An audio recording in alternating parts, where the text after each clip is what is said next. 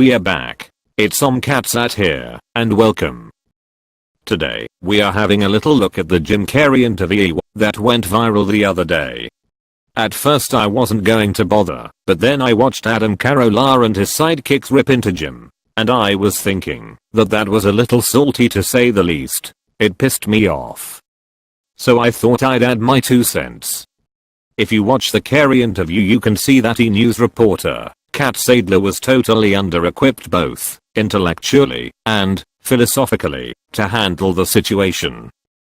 If you've seen sit-down chats with him, you'll see pretty quickly that he is unconventional. He's not your run-of-the-mill guest, and he rarely lets the interviewer take the reins. In fact, I'd go as far as to say that he's so far out of the box that you'd have to call out a search and rescue party to fetch him back. But why should he want to be rescued? The view from where he orbits is way prettier than the terra firma of your standard interviewer. Had he run into Russell Brand on the red carpet, I think we'd have been in for a treat. Brand has the intellectual and philosophical fortitude to engage Carrey on his level. No disrespect to Kat Sadler, but she was out of her depth.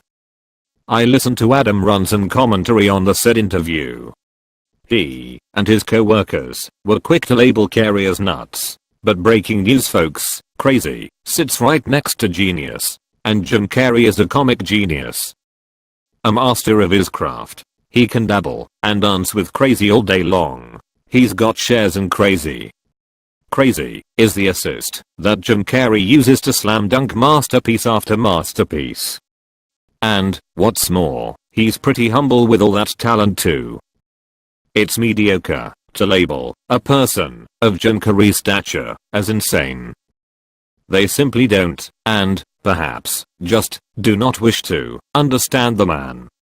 I'll put a link in the description for the Adam Carolla commentary. When you listen to it, you'll see that the paradigm for sanity being offered is based on, wait for it, your body mass index and the making of lifestyle changes in your 50s. Now that is insane. Changes in lifestyle, like doing yoga and changing your diet.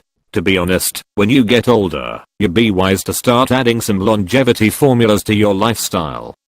Kale and all. But no, not according to Adam. Sanity rests in putting on a few pounds and becoming an old fart.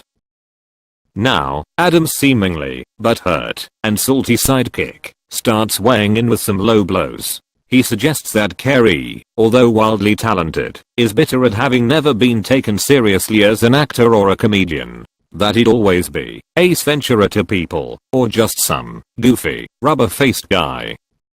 Now, I don't know Carolla's wingman from Adam, but if I was to hazard a guess as to who's bitter, either Jim or the Iceman, I'd go with the Iceman. Next up, Adam makes a pretty reasonable statement that it's healthy to continuously work hard, even into your senior years. He goes on to say that when you take time out from work due to your success and start picking and choosing your work, perhaps just working once a year, that this is when the crazy starts to creep in. I can even run with that to a certain extent. I'm sure there's a shed load of celebrities out there, in between jobs, isolated, in their Hollywood mansions, slowly going crazy. Adam makes the point that he feels that if he personally took a hiatus from work, that there wouldn't be any work for him when he returned. And he doesn't want to take the risk to find out. But, second news alert folks, not everyone is in the same boat as Adam Carolla. Jim Carrey has the testicular fortitude and success to pick and choose what, where, and when he works. He made the time to explore alternative lifestyles, genres in work, and his spirituality. Carrey has, and continues, to discover himself spiritually. He has a spiritual facet to his being, which gives him a perspective that resonates with countless people that share the same path. Armchair guru, Adam Carolla though, has got it all figured out. To be honest, he makes a fair point that a true spiritually advanced person doesn't need anyone's approval and doesn't need to tell anyone about his realizations. That has its place. However, what also has its place is the desire to share something that you feel is valuable with others. Unfortunately, that's a thankless task and can bring ridicule, but it's a risk which many are willing to take, and let's face it, Jim Carrey has a huge audience. Millions of people have watched the interview.